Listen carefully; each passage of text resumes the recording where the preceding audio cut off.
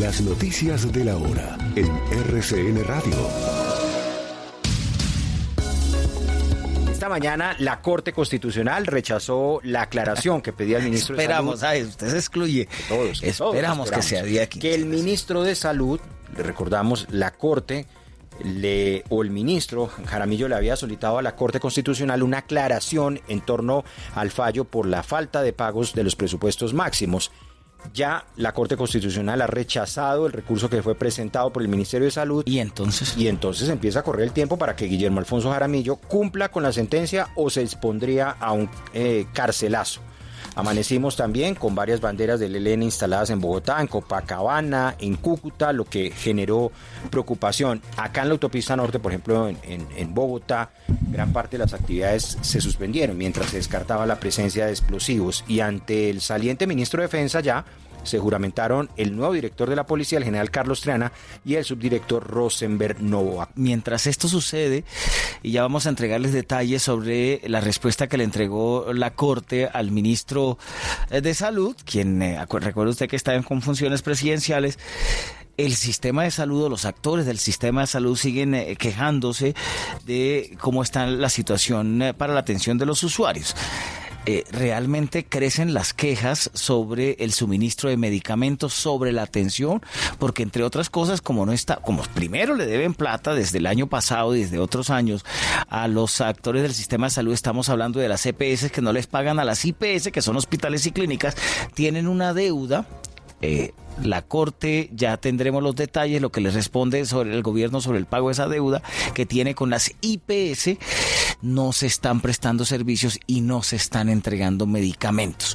Mientras se resuelve todo ese lío jurídico, que la pregunta, que la respuesta, que si sí, que si no, que cuántos días tiene, que cuántas horas, los usuarios del sistema de salud siguen padeciendo las deficiencias en varias regiones del país y cada vez crecen las preocupaciones. Mire que también tiene preocupación, dice el gobierno, por lo menos el jefe de la delegación de paz del gobierno en la negociación con las disidencias de las FARC, preocupación por lo que está pasando con los negociadores. Ya no es solamente uno, ya no es el hombre araña, sino ahora es otro.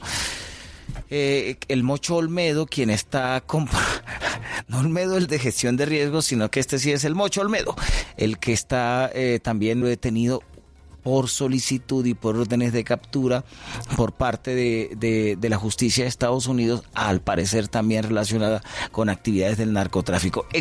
Comienzan a expresar preocupación desde el gobierno por estas decisiones que se está tomando desde la justicia internacional y que está haciendo cumplir la justicia colombiana. Y vamos a la sala internacional de noticias. Preocupa el estado de salud nuevamente del Papa Francisco, nada que quiere remitir una bronquitis que le ha obligado a suspender varios servicios, varias eucaristías. El Papa estaba presidiéndolas y debió levantarse, pedir excusas porque no le salía la voz. Evidentemente el Papa Francisco, que recordemos en diciembre cumplió 88 años, está enfermo.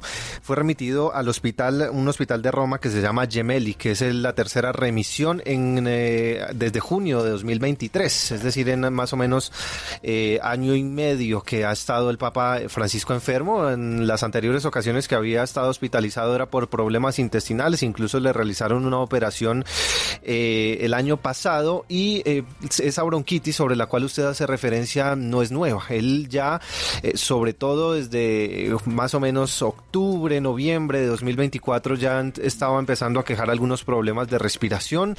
Incluso había tenido que suspender algunas de sus sesiones. En deportes hay novedades del Mundial Sub-20 masculino. Ya la selección Colombia, después de su victoria 3-1 ante el equipo chileno, logró el boleto para el Mundial Sub-20 masculino, que será este mismo año en Chile, pero la novedad es que hoy ya conocemos la programación para esa última fecha del hexagonal. Ya clasificada, la selección Colombia se mide a Uruguay, que no lo está, enfrentándose este domingo 16 de febrero a las 3 de la tarde hora local, es decir, 2 de la tarde hora de Colombia. Recordemos este partido, el último del hexagonal final del Campeonato Sudamericano, que será en la ciudad de Puerto de la Cruz, esto en Venezuela. Después de la 1 de la tarde, las voces de los protagonistas y lo que dejó esta clasificación a la cita mundialista. 24 horas de noticias en RCN Radio.